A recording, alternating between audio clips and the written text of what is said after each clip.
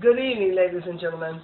I am here to speak on a passionate topic that I love so much, and that is the spirit of a child, is what I like to entitle this topic, the spirit of a child.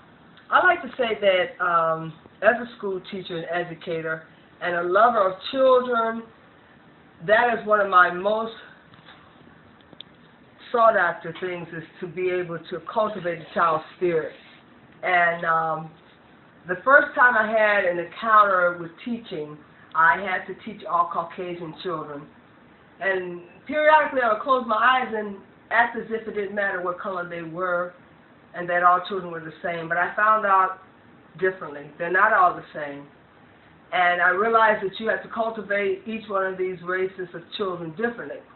However, I did know that there's the 7 hierarchy of needs that all children need, but there are different things that the African Americans need. And mothers, I want to speak to you specifically. Can I get up front and close and comfortable with you?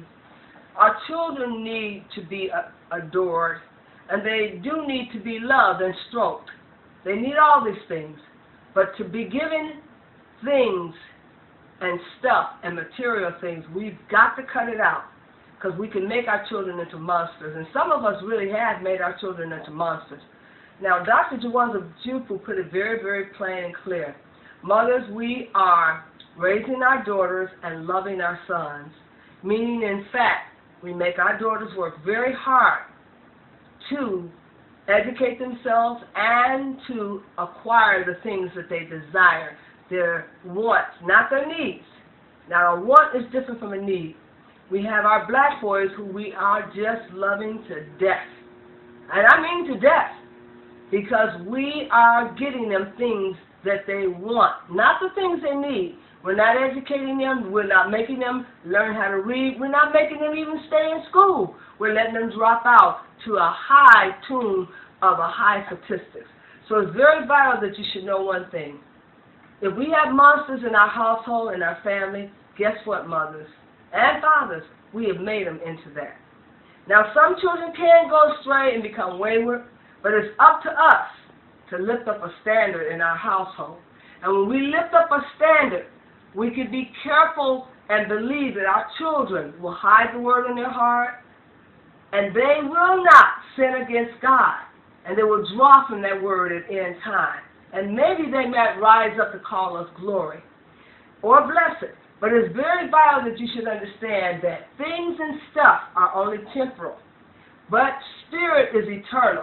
So when we place spirit in our child, and we reprove our child with scriptures, reproving them with the word, causing them to come into repentance, will cause them to look at themselves and internalize and do an assessment of themselves. Because we can't be with them 24/7. But when we lay down the foundation, they can draw from that. Now let me speak to you mothers who are in these households not setting a precedent about economics. That's right, economics. Letting a dollar roll around in our community more than just one time. It bounces in the Jewish community more than 8 times before it comes into anyone else's community. And one of the problems that us black people with this billion-dollar purchasing power has is, I want to give my child more than I had. Oh, he must have more than I ever had. I want to give my child everything that I didn't have. My child won't have to go without. Well, I'm here to tell you, your child is going without, because you're giving them things and stuff which are temporal and which will perish, and moths can get to them up in high places. But what we should be giving our child is foundation, character, iwapelu, good character and good conduct. Why is it that a child can have on some of the finest clothes, have on all the FUBU and UBU and name brand clothes, and be dressed to kill, but yet has a coveting problem of coveting other people's things to the point that they become roguish and they become a thief and steal even the sweetness out of honey, and will steal everything that is not bolted down. Their conduct becomes tainted over things and stuff. They corrupt their very conscience over things and stuff. And guess what there's We've made them that way. Oh, Johnny, I'm going to go stand in that line and get them gym shoes you want. I'm going to give you $150 to get them. Don't worry, you did good in school this year. It's his reasonable service to make good grades.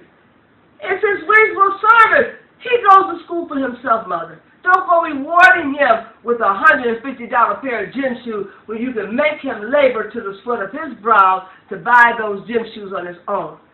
We make our children into worthless characters when we don't require that they take on the responsibility of making a purchase to become self-reliant and become self-sufficient. Most of our children cannot maintain in the household and pay bills and see to it that the household is governed if it saves their life, because we've made our children handicapped parents. We have not required anything of them. We have not mentored them to a point where they can go into school and face the classroom with good conduct and good character. They're all in the classroom acting a fool, cutting a fool in class. You're up at the school every other week with teacher parenting, talking about why Johnny can't sit still, and he still can't read. Mothers, you got to start mandating that at an early age, everyone, as for me and my house, we should serve the Lord. And when you're serving the Lord, teach him to read from the good book. Teach him to read from the Bible. And teach him to adore words of wisdom. Don't just let him be wayward. Let him be out here dressed to kill. And he might even be killing, for all you know, to get those jeans and all those whatchamajigget watches and all that jewelry and the grills. He may be decked out, and you don't ask him, where and how do you become by all this and that? You don't even ask him, where is your source coming from after your allowance is done? Mothers, you've got to stop getting